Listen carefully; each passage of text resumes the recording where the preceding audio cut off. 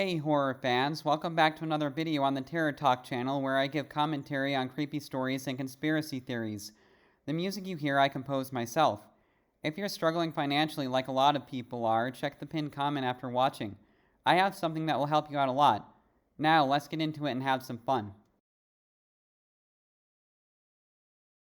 This happened when I was a little kid, maybe 6 or 7. My family has always been very religious, so Easter has always been a huge deal for us. Same with most of the other major religious holidays. Now that I think of it, even Sunday kind of felt like its own holiday with the way my parents treated church. It's actually kind of funny. Some of my earliest memories are church related. What I'm about to tell you is one of them. It was Easter Sunday, so all the services are much longer than usual. I don't mind though. My parents instilled the love of Christ in me very early on. After the service was Sunday school. Is your family very religiously oriented? Let me know in the comments below. For me, not so much. I mean, I don't really judge anyone if they are religious or not. It is what it is. I think everyone has a right to their own beliefs, but let me know if you have any stories, creepy stories related to any major holiday. It can be Easter or Christmas or really anything. Let me know if you have a creepy holiday experience related story in the comments below. Or CCD, as our church called it. I know lots of churches don't offer Sunday school after really important masses, but ours did. So after the mass, my parents took me downstairs to all the classrooms like they had done 100 times, and I said goodbye. I'm just going to describe the layout of the church now so this story makes sense. Our church had kind of a split level layout. The main sanctuary was upstairs, where the altar and pews were, and then all the classrooms were in the basement. It was technically a basement, but the church was on a slope. You could still get in and out of the building from down there. There was this long carpeted hallway down there with maybe 7 or 8 rooms branching off on each side, grouped by age. My classroom was one of the first ones on the left. At the very end of the hallway were the 2 bathrooms, one for boys and one for girls. Right next to those was a heavy gray door that led outside. It was almost always locked from the inside, but I remember being told it could be used in case of an emergency. The adults always warned us to never leave from that door because it would automatically lock behind us, and we'd have no way of getting back inside the church. But anyway, back to the story. The whole downstairs had been decorated for Easter, like really decorated. The walls were covered in pastel streamers and little paper cutouts of lambs and crosses, and there were drawings of Jesus with kids taped up between the classroom doors. Some of the teachers had even worn these cheap bunny ears you get at CVS. It actually felt more festive down there than it had upstairs during Mass. All the kids were in a good mood, too, probably because everyone knew there'd be egg hunts later in the day. Normally, I'd wait until class was over to go to the bathroom, but because the Easter service had run way longer than usual Masses, and I couldn't hold it, I raised my hand and asked to go, and the teacher excused me from the room. The bathrooms were maybe 15 feet down the hall, and it wasn't uncommon for kids to go by themselves. They always said if we took too long, they'd come check, but I don't remember that ever actually happening. So I slipped out quietly while the rest of the class was coloring pictures of the empty tomb and Jesus rising from it. I went into the boys' bathroom and shut the stall door behind me. It was quiet, but those bathrooms were old. All I could hear was the soft hum of the fluorescent lights and the faint sound of a teacher's voice echoing down the hallway. But as I was sitting there, I suddenly heard this weird scraping sound coming from the stall next to mine. It didn't sound like anything normal, not like someone shifting or unlocking a door. It was the slow, uneven metal sound, like something was being dragged or scraped against the inside of the door. That would be kind of creepy, wouldn't it? I mean, especially for a little kid. If you're just a kid and you're in the bathroom and you hear that sound, I mean, even as an adult, that would be pretty creepy, wouldn't it? Like, what would your automatic thought be? What would that sound be coming from? Or what could be making that sound? What would your automatic thought be? But that would definitely be a little bit creepy, wouldn't it? Not loud, but sharp. I don't remember being scared. I was mostly just confused. At first, I thought it was another kid, so I kept quiet and finished up my business. As I was washing my hands, though, I looked into the mirror and Saw that stall door opening slowly, but instead of another kid stepping out, it was a grown man wearing an Easter bunny costume. I remember the way the ears flopped forward a little. Oh, man. Oh, that just gave me tingles right there, didn't it? Didn't that, like, kinda send shivers down your spine just there? Because, man, if an Easter bunny costume guy came out of the bathroom stall, I would probably almost literally shit myself. I'm not even kidding. That would be terrifying. Absolutely terrifying. But there is just something so creepy about some guy coming out of a bathroom stall in a frickin' Easter bunny costume. That is just terrifying. And how the suit looked off. It was kind of saggy and stained in places, like it hadn't been washed ever.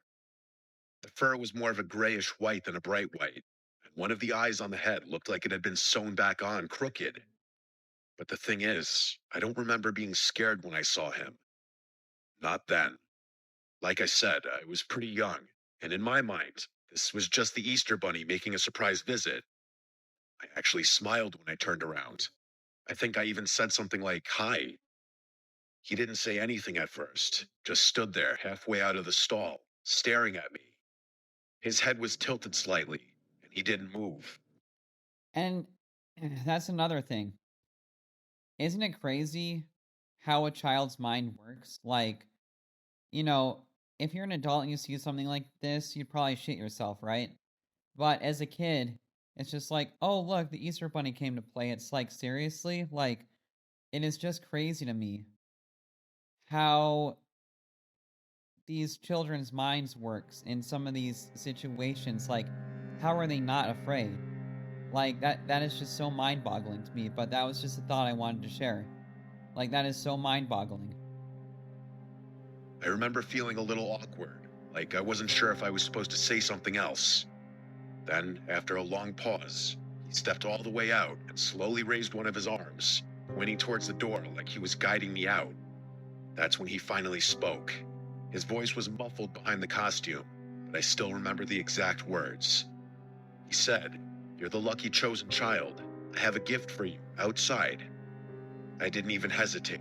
I was excited, like genuinely thrilled at the idea that I'd been picked for some kind of special Easter surprise. I think the fact that this was happening in my church gave me a false sense of security or something. I pushed open the big gray door without thinking twice, not even remembering that it was supposed to stay locked.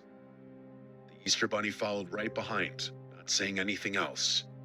He started walking across the pavement toward the far corner of the church parking lot. There was a car parked back there, mostly hidden from view by the dumpster and a few scraggly bushes. I remember thinking it was weird that he had parked so far away, that he didn't even have a basket of candy or anything. At one point, he started holding my hand. We were maybe halfway across the lot when I saw it. A second Easter Bunny stepping out from the car he was leading me to. At first, I just stopped walking. My little brain didn't know what to make of it. I remember looking back and forth between the two of them, completely confused. I hadn't seen that car earlier, and now there were two Easter bunnies? Something about it didn't feel magical anymore. It just felt wrong. To this day, I've always thought of what happened next as an act of God. One of the teachers, I think her name was Miss Sabrina, just happened to be walking around the church, maybe heading out to prep for the egg hunt or check on something outside. She looked over at the parking lot right as I was being led over to the car. I'll never forget the sound she made. I've never heard a more terrifying scream in my life. The man in the costume immediately let go of my hand and bolted for the car. Without thinking, I took off running in the opposite direction toward Miss Sabrina. Once I was safe in her arms, I turned my head just in time to catch a glimpse of the car, which was now speeding out of the parking lot. I'm not 100% positive, but I'm pretty sure I saw another kid in the back seat of that car. Miss Sabrina wasn't even looking, but I told her what I had seen and she took me seriously. The next few hours are a little blurry. Miss Sabrina alerted the other adults right away. Police eventually made me tell them what happened. They asked about the kid I said I saw in the back seat, and I did my best to describe him, even though I had only seen him for like a split second, and I wasn't even sure if my mind was playing tricks on me or not. My parents were the most upset, and for good reason. I think my mom cried for an hour straight after we went home. The police followed up with the church, but nothing ever came of it. There were no missing children in the area, so the police didn't really have anything to work on. The running theory was that whoever had been in that costume somehow had a key to the back door and just sat in the bathroom waiting for a kid to use it. By sheer misfortune, that kid had been me. I still find the whole thing deeply unsettling. Whoever had done that must have been familiar with the church's layout. Otherwise, they wouldn't have known where to park or wait, or even how to get away with it all. What scares me the most is that I think there really was a kid in the backseat of that car. It's hard for an Easter to come and go without me thinking about this experience.